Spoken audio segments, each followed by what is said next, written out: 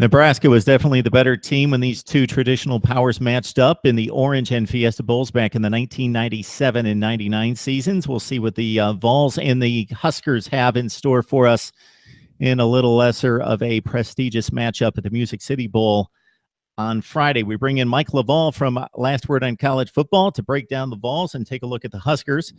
Mike, we always appreciate you stopping by. Let's talk about this Tennessee season, which hit a high point with the comeback win against Florida. It looked like they were in good shape to win the Eastern Division, lost it to South Carolina and Vandy down the stretch. And considering what we saw out of the Commodores offense in bowl play just a day ago, it's kind of difficult to imagine Kyle Shermer putting up 416 yards against this defense and putting up 45 points. But that's what happened to the Vols, and you were in prime position, as we've talked about a number of times, of slotting in that second spot for the Sugar Bowl, but it just didn't happen.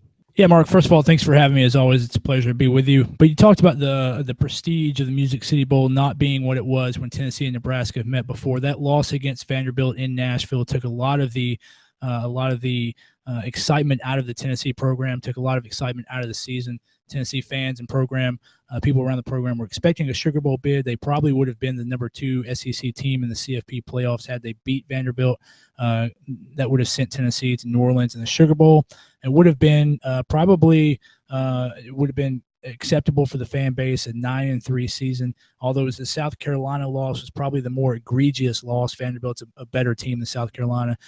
Losing to Vanderbilt, the in-state rival, and then getting knocked out of the Sugar Bowl took a lot of excitement out of the season and out of the program. Vanderbilt's offense, going back to the 2 previous games with Nebraska with Tommy Frazier, that quarterback, and of course one of those was Peyton Manning's last game in Tennessee. And so Tennessee fans remember Tommy Frazier and his ability to run. Of course, I'm sure we'll talk about Tommy Armstrong, the current quarterback for Nebraska, a little bit later on. But Tennessee's defense down the stretch, the last 4 games, really susceptible to the run, losing a lot of injuries, particularly at defensive front. Shy Toto, Khalil McKenzie, the dismissal of Daniel O'Brien. Vanderbilt was able to run. Kyle Shermer had a field day. Kentucky was able to run against Tennessee. So that's really kind of the story of the second half of the season for Tennessee. Depleted defense, giving up lots of yards on the ground, and kind of losing a lot of the momentum, a lot of the excitement, a lot of the steam built in the first half of the season with those big wins against Florida and Georgia. So we'll stay with the defensive side for the Vols and facing the aforementioned Tommy Armstrong, who's had a spotty career, but he's playing possibly in his last game for Nebraska. And when I say possibly, it's no doubt that it's going to be his last game if he's able to make it onto the field. He's been dealing with a hamstring injury the last few games of the season. Nebraska losing 3 games down the stretch after starting 7-0. The schedule was definitely backloaded. They weren't able to handle, even be competitive with the likes of Ohio State, and even Iowa took Wisconsin to overtime. But Tommy Armstrong, a kid that has turned the ball over a ton, but he's also won a ton of games, and you either get the big plays out of him or you get the big turnovers. But he is the biggest chance, or the best chance, for Nebraska seemingly to win this game, because his backup Riker Fife, although a senior, has only started 2 games and he's rather limited. Mark, you're exactly right. I think Tommy Armstrong's health and his ability to play in this game is going to be critical for Nebraska's chances to win. If you look at Armstrong, 8 rushing touchdowns on the ground this year, added 512 rushing yards to that offense, the team's second leading rusher. As I said earlier, without those interior defensive linemen, Toto, McKenzie, O'Brien, that Tennessee's been without for the last 4 or 5 games of the season, the rushing defense has been, quite frankly, has been atrocious. The Tennessee defensive front just can't fill the holes. The space is there. The running backs for Kentucky, for Vanderbilt, have been running through, even Missouri, running through those holes and putting up huge numbers on the ground. 300-yard rushing performances against Tennessee's defense. If Tennessee is able to focus just on Fife, who is not a very mobile quarterback, if they can focus just on the pass rush from Derek Barnett and Corey Vereen, and then defending on the backside, I would imagine they would play the nickel package with Golden in the star position the entire defense, the entire game if they played just against Fife. I think Tennessee's defense stands a much better chance of limiting Nebraska's offense if Tommy Armstrong can't go. It's that added dimension of Armstrong's legs that would give Nebraska a real chance of winning this game against a depleted Tennessee defense. If he can't go, I think Nebraska's chances of beating Tennessee dwindle significantly. You add in the loss of Westerkamp at receiver, that just makes Fife's job in a backup role even harder to beat Tennessee. Yeah, definitely, because Jordan Westerkamp, think Wes Welker. He's a kid that is not a real sizable receiver, a guy that's going to outmuscle cornerbacks, but he fits in the slot. He also splits out wide. He's a fast kid. He's quick in space, has great hands, and has made some of the better catches in college football over the last few years, and is actually the third leading receiver in the school history, but because of a knee injury, will be sitting out the Music City Bowl most likely.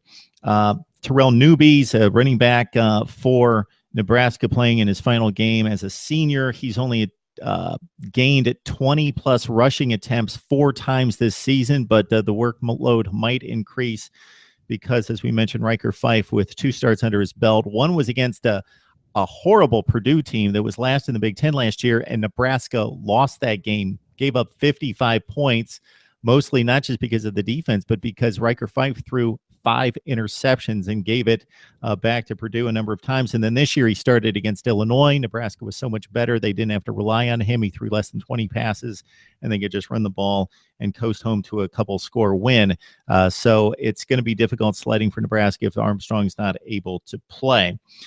Flipping around to the offensive side for the Vols, Mike, your thoughts about heading into bowl season with the 4 weeks off and hopefully the offensive line getting back into shape? Right, Mark. The offensive side of the ball is much better health-wise than the defensive side of the ball. The offensive line throughout the season did suffer injuries, not to the extent the defensive front and the defensive side did. A lot of chips, a lot of bruises, a lot of 1 or 2 game misses. But if you look at the 4 weeks, they're going to take the benefit. And Ja'Shawn Robertson's going to get healthy. Coleman Thomas is going to get healthy. Dylan Wiseman's going to get healthy. They're going to get back up to that 90-95%. Hopefully they were, as the season started. Nobody's ever really 100%. I believe we will lose Vinzel Boulware for academic reasons, so we'll be 1 man short on the offensive line. The skill positions, wide receiver looks pretty good. Josh Malone's perfectly healthy. Running back Alvin Kamara, John Kelly will be there, and of course Josh Dobbs. If you look at Nebraska's the games Nebraska hasn't really fared well in, you particularly look at the Ohio State game, then you look at Iowa. Those were games where the quarterbacks they went up against top flight quarterbacks. Josh Dobbs has kind of flown under the radar this year, but if you look at his numbers, his passing numbers are much improved from last year. His completion percentage, and particularly, as I've wrote previously, his accuracy down the field, 20-plus yards in the air. Those passes, he has improved dramatically from last season. Everyone knows about his running ability. He's deceptively fast. He's deceptively big and strong, and Josh Dobbs has really been the engine that's made the Tennessee train move this year. His ability to continue the plays, big games against Kentucky and Missouri, where he put up some really good numbers. Excuse me. If you look at the South Carolina game, that was his 1 bad game of the season. Of course, we know how that turned out for Tennessee. So I think the offense is going to be healthy. I think they're going to be motivated.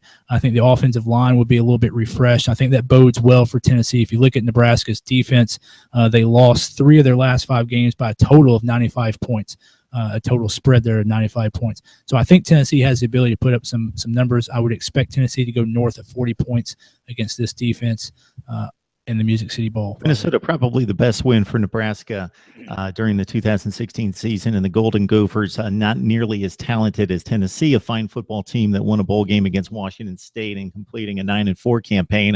Also of note, safety Nick, a 3-year starter as a senior, was going to play his final game, but suspended by the university, so he will not play this game. And he's second on Nebraska's team in total tackles with 74, leads the team with 4 interceptions, had 7 tackles for loss, so he supports the run and also a ball hawk in the secondary. So he's going to be missed in trying to cover those Tennessee wide receivers. So, Mike, before I let you go, what's the formula for a Tennessee win? Well, I think everything's pointing, all the signs are pointing positive for Tennessee. Nebraska's injuries and missed players match up well with Tennessee's weaknesses, so that kind of mitigates a little bit of Tennessee's weaknesses.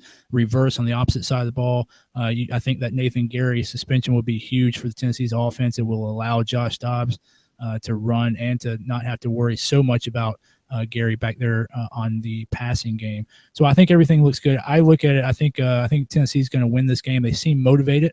Derek Barnett's the leader in that locker room, and he's come out and he has made it clear that he is not skipping this game, made it clear that he's going to play this game like it's the most important game of his career, and he expects his teammates to do the same. So I think we're going to have a motivated Tennessee team, and I think I look at it, I think the final score is going to be somewhere around 45-28 Tennessee. All right, so for a second consecutive year, an 8-4 Tennessee team looking to put a hurting on probably the fifth or sixth best team in the Big Ten, as they did against Northwestern and completely outclassed the Wildcats physically and athletically in winning that bowl game last season. Mike Laval from Last Word on College Football, breaking down the Vols and the Huskers.